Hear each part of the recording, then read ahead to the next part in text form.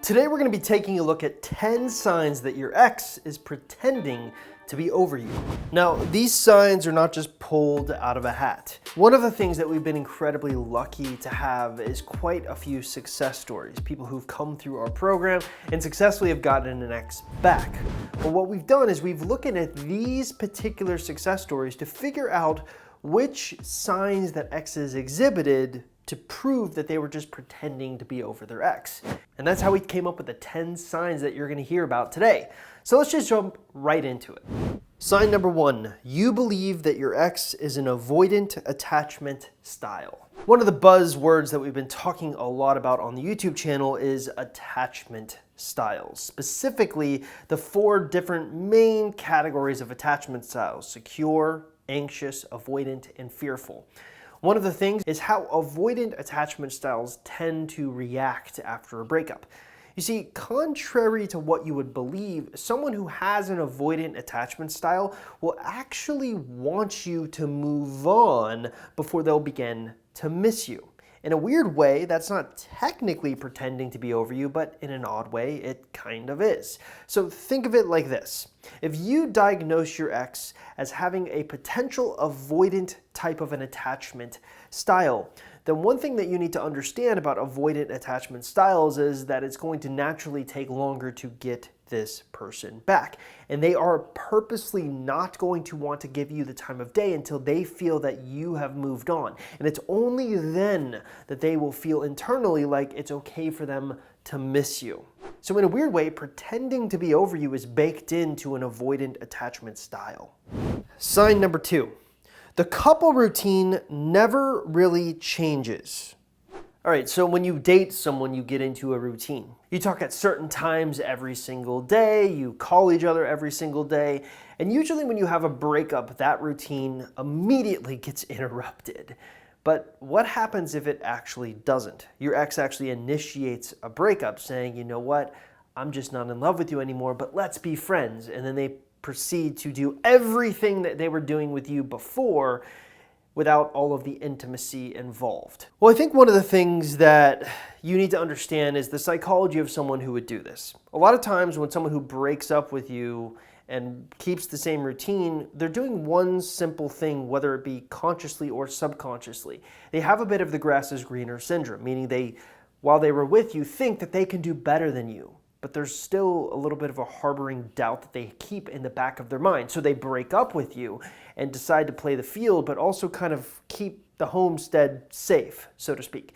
It's a cruel way to treat someone, but it kind of also shows you that they're not completely over you and you can't believe everything that they're saying all of the time. In other words, they're pretending to be over you until they realize the grass isn't greener on the other side, and then guess what? Boom, they come back.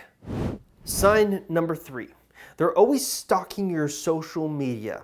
So I started ex-boyfriend recovery in 2012. And in 2012, there were really only 2 big social media platforms, Facebook and Twitter.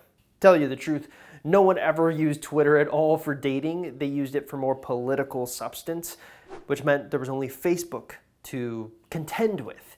And one thing that we've learned when we researched our studies on Facebook is a lot of times after you go through a breakup, there's an 89% chance that an ex will literally stalk you on Facebook. They'll either do this by watching and seeing what you're doing, what you're posting, commenting, liking, things like that, or they'll get a friend to do it, especially if they've blocked you and they just naturally get curious. But now, with the advent of Instagram and Snapchat, things like Instagram stories give you direct ideas on if your ex is keeping tabs on you. So you can post a story and know immediately within 24 hours, hey, my ex is watching this story. And if you consistently notice this pattern, especially if they're not talking to you outside of watching your Instagram stories, it's a sign that they're not quite over you yet. And that's the beauty of Instagram stories. Sign number 4, they're a little too forceful in convincing everyone that they are completely over you. Story time! Okay, when I was 19 years old, I went through my very first breakup. And what was interesting is after maybe 6 or 7 months, I began dating someone new. And it just so happened that this new person that I was dating knew my ex-girlfriend. So there was a little bit of weirdness there. And I, still not over that breakup, just constantly talked about my ex-girlfriend to this poor girl that was dating me. And it was almost like, in looking back on it, you kind of realize, wow, that was definitely the wrong move, because this girl was really nice, but it was almost like I was trying to prove to her that I didn't like my ex-girlfriend and that I didn't want to be with her and that I was completely over her. And there's nothing more obvious that proves that you're not completely over your ex if you continue to talk about them to everyone, whether that's saying really mean things about them or simply saying, you know what, I'm so glad I'm over that person. Now, you'll often hear me talk about on this YouTube channel that the opposite of love isn't hate, it's indifference. Someone who's completely over their ex will simply never talk about them again, because guess what? They've moved on. Sign number 5, they fish around your sphere of influence. All right, so for those of you who don't know the lingo here on the YouTube channel, the sphere of influence is essentially the people that you surround yourself with whose opinions that you care about. Most likely this is going to be your really good friends and family. These are the people whose opinions really do matter to you. They're also the people who will tell you like, hey, your ex is snooping around and asking questions about you. So here's how you can tell if your ex is pretending to be over you in this sign.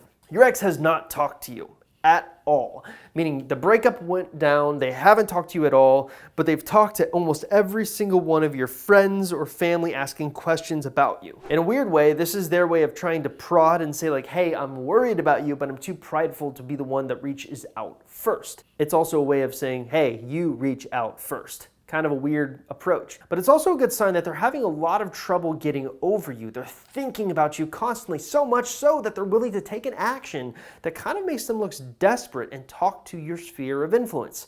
So it's a good sign that your ex is still not over you yet. Sign number 6, they refuse to pick up their stuff. This can kind of go both ways. It can be either your things or their things. We all have dated and we all accumulate things when we date with that other person, meaning they left something over at your place or you left something over at their place. And let's say that one day you decide, hey, that thing I left over at their place was really important. I need to get that thing back. So you call them up and you say, hey, so-and-so, it's time for me to come get those things. And they say, oh yeah, no problem. I'm really busy right now, but I'll give you a call later on the schedule. And you say, okay, no problem, just let me know. Then a day goes by, then another day goes by, then a week goes by, and next thing you know, you're coming up on 2 weeks, and you reach out to them again, and they'll say something like, oh my gosh, I'm so sorry, I forgot. I'm really swamped at work right now, I'll get back to you. And they just continue to push it off. This is actually a good sign that they're having trouble letting go of you, because in a weird way, they have subconsciously taken you and put you into that specific item. So in a weird way, if they give that item back to you, they'll feel like they've lost every chance of getting back together with you as possible. Kind of a weird subconscious thing, but it happens. Sign number 7, they are insanely hot and cold. So if you hang around the Chris Sider YouTube channel or Ex-Boyfriend Recovery, you're definitely going to hear about my hot and cold spectrum scale. So basically, when you go through a breakup, there are 2 sides of this equation. There's the super cold scale where they're never going to talk to you or give you the time of day. Then there's the super hot scale. This is where they are either super angry or super into you or just blowing up on that scale. Well, what happens is someone who's having a lot of trouble getting over you will almost be like a pendulum on that scale. They'll be super cold 1 minute and then super hot the next, only to be super cold again and super hot again, and they just go back and forth, back and forth. It's a good sign that they're having trouble and having almost an internal war on how to deal with you and this breakup. 1 minute they're thinking, I need to get over them, so I'm not going to talk to them. The next minute they're thinking, you're being dumb, get in touch with them, we need to get them back. So they'll do something, but they're a little afraid to go all the way, so they'll ask you out on a date and then cancel the date at the last minute, only to feel really bad about that and ask you out again and then cancel it at the last minute again. This is a good sign that they're not over you completely and they're having this internal battle with themselves. Sign number 8, they remove all of your couple photos except one. I'll say it again. The opposite of love isn't hate, it's indifference. Someone who is completely over you will actually not remove any of your photos at all. Why? Number one, they don't have time to do it. Number two, they just really don't care. Most likely what they'll do, and this is the most I'll give them, is they will make their Facebook settings to the point where no one can see those photos and it's just easier for them. Most of the time though, they'll just leave them alone. So, what do you want to see? Weirdly enough, you want to see them deleting your photos. Number one, that kind of shows that, oh my gosh, I'm thinking so much about this and so angry about how they treated me. I'm deleting these photos. But if they leave just one, it's an insight into the fact that it's kind of like that exchanging items sign, you know, where it's like, if I delete all of these things, it's like, I may want those photos back later. So you get kind of this weird vibe going on. So any weird inconsistencies in deleting photos or keeping some photos active is a good sign that they're not over you yet. Sign number 9, they send a spy after you. What do we mean by a spy? Well, usually a spy is going to either be a mutual friend or one of their best friends. They're a coward. They're too cowardly to basically say like, hey, I missed you, I made a mistake, come back to me, or they're too cowardly to say, how are you doing? So they send a spy, someone who you know will come and just reach out to you one day and say, hey, how are you doing? They won't mention your ex because your ex put them up to it and they want to stay kind of on the down low. Women do this actually a lot more than men, I actually have found. This actually has happened to me personally when I've gone through breakups where my ex-girlfriend will send one of her best friends to me to basically ask questions. I actually had the unfortunate circumstance once of breaking up with my ex-girlfriend and then having a group of them show up to my house and put mustard all over my car. But the joke was on them because it rained later that day, and so when I got a call from them saying, did you look at your car?